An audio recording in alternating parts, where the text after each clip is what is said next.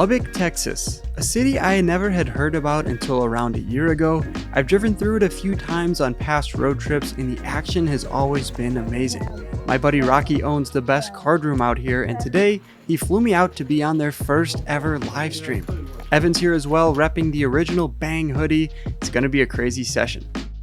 A little precursor, I arrived in Lubbock around 1 p.m. and the live stream doesn't kick off until 6:30. The only game running on a Monday at 1 p.m. is the round by round I buy in for $500 to kill time, and somehow 5 hours later we have $63.50 in front of us. A heater of a lifetime. I simply just couldn't lose. I take the entire stack over the 10-25 game and we have the table covered. Alright you guys, this first hand of the live stream, I find myself in the $50 straddle. Yes, I'm going to put the $50 straddle on the entire night, so Jack 10 of diamonds is going to be a great hand. When three players are in front of me putting in the $50, I decide to check my option. Could be 3-betting here with a suited Jack 10, but instead I decide to check my option and we go off to a flop, which gives me the essential nuts. Jack 3 with 2 hearts. Bang! We flop 3 of a kind. Not only do we have 3 of a kind, but look at that. Rhino in the big blind also has trip jacks with a 5 kicker. He's in a lot of trouble. He decides to check. He doesn't know it though. And there's 2 other players behind me, so I look to get a little sneaky here on this board and check my option over to the other players in position. They unfortunately check behind. That brings in the 6 of diamonds. But given the fact that Rhino has a suited jack here, I don't think it'll be too hard to get his $1,000 stack in the middle. Of course, he's going to lead out into the field for $100 and the action's on me. After checking the flop, there is no plan other than raising this $100 bet, and I make it $365, $1 for every day of the year. Rhino puts in the smooth call after the other 2 opponents fold, and with $625 left in his stack, the river comes the 8 of hearts, sealing his fate. We have the check mark, just like we do on YouTube, Instagram, Twitter, all that good stuff. We're verified, and the table knows it as well. Rhino checks his option over to me, and I'm going to jam his entire stack in. I check how much he has, 600. I posture for a second, and then I put a stack of black chips in. Doesn't take him too long before putting in the call. I mean, how can you blame him? Just a cooler here, and we're taking down that 2.2K pot straight out of the gate. The heater continues. All right, we've been gambling for around 5 hours now on the day. I look down at Queen Jack of hearts from the +2 position, and I start with the raise up to $200. Ricky's in the hijack and he has around 2.5K in his stack, so why not just get it all in, right, Ricky? He jams it for 2.5K with the ace-queen offsuit, and I know he's a fun player, so he's not always going to have premiums here like ace-queen offsuit. He could also have some pocket pairs that I beat and some worse queens, some worse jacks, stuff like that. So it comes back around to me, and even though it doesn't feel like the best play in the long run, they brought me out here to Lubbock to gamble. I got to be like the people of Lubbock, and I decided to put in the call. We're going to play a 5K pot, and when he turns over his cards, I know I'm in rough shape. We're off to a flop though, which of course gives me the best hand. It comes Jack high, Jack 10-5. The turn though gives him the nuts. He has the nut Broadway straight. And the river, though, comes the ace of diamonds. Look at that. We're going to end up with a chop. I feel like that's only fair. Ricky had a smoked pre-flop. On the flop, we had the equity advantage. The turn, he has the nuts. We chop by the river. That's what we call a roller coaster poker hand. 5.1K getting divided in half. And it looks like we're both going to make peanuts in this hand.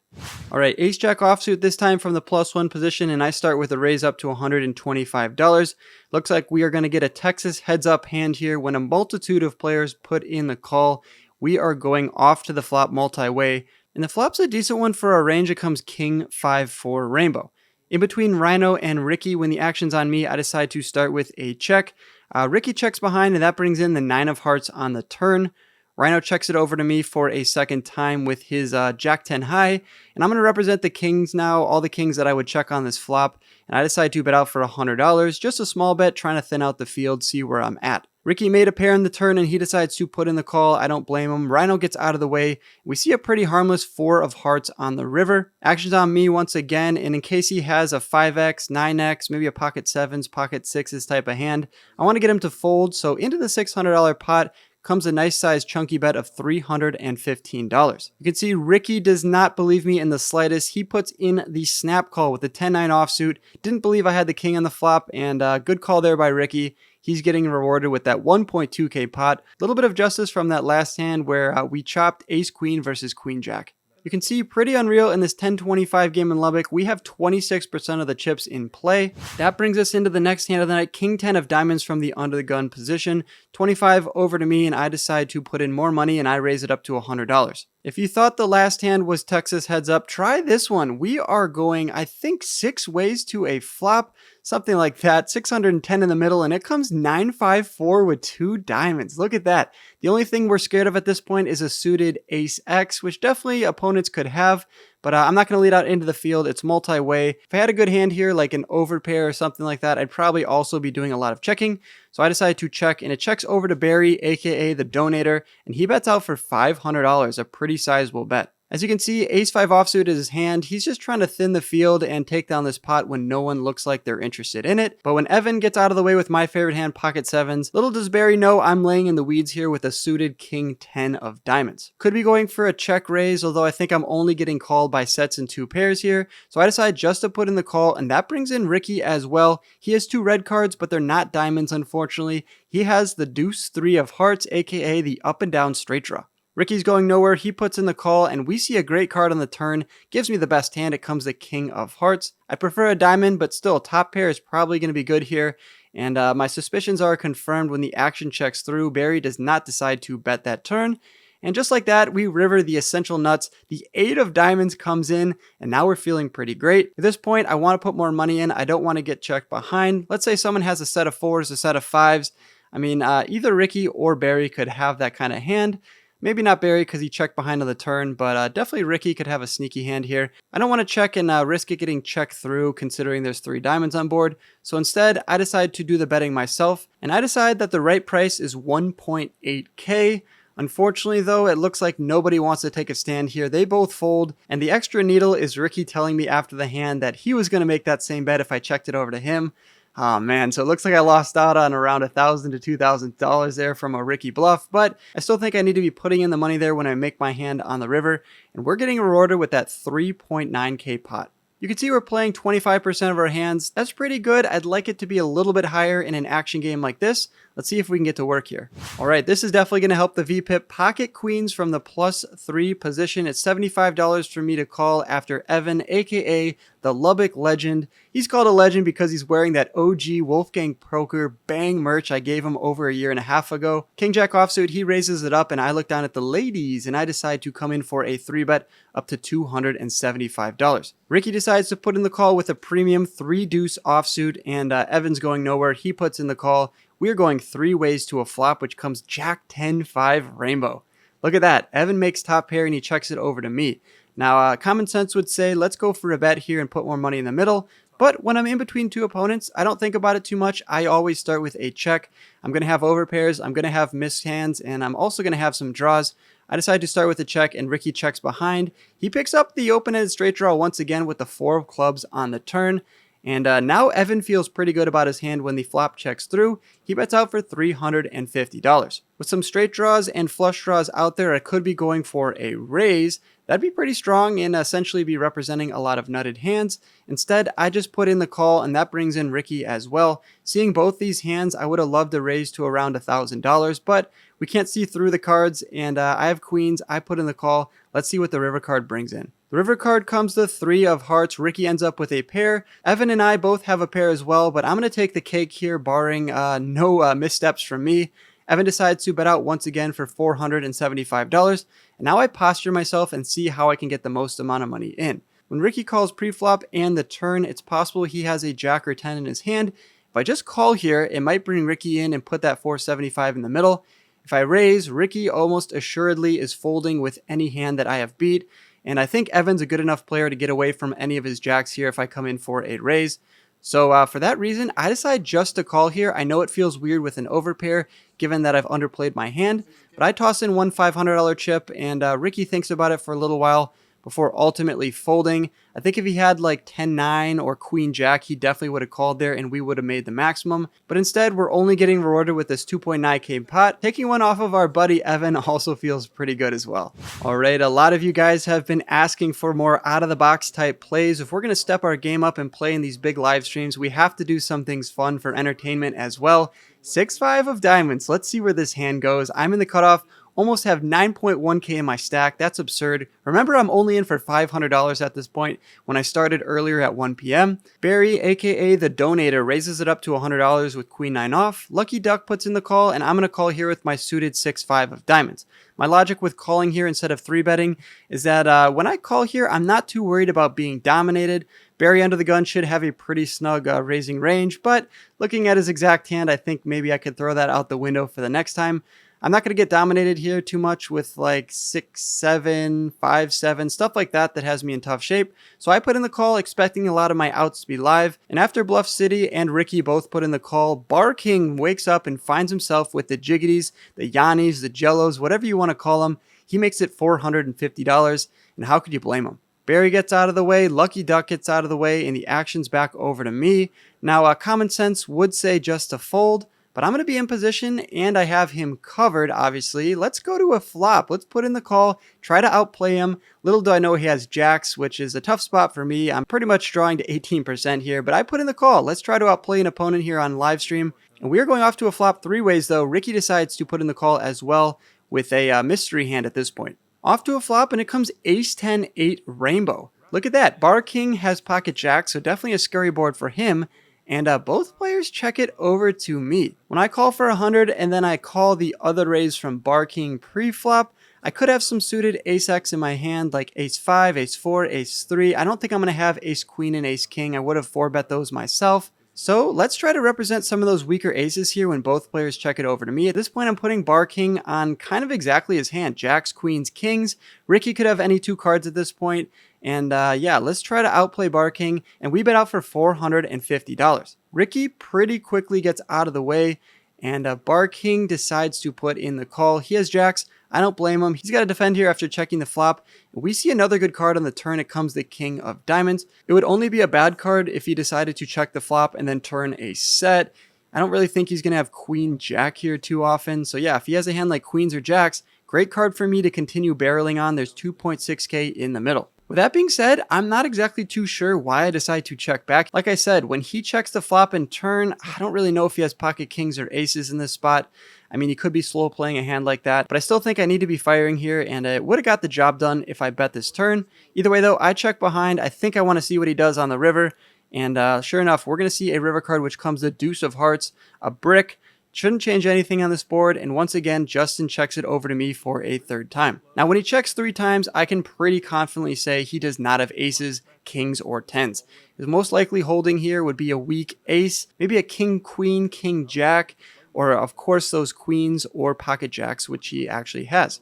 When he checks it over to me for a 3rd time, 6 high is not going to take the cake. There's 2.6k in the middle. Let's fight for it, and I'm going to go small here and try to make it look like I have a set, queen jack, or a weak ace that's going for value.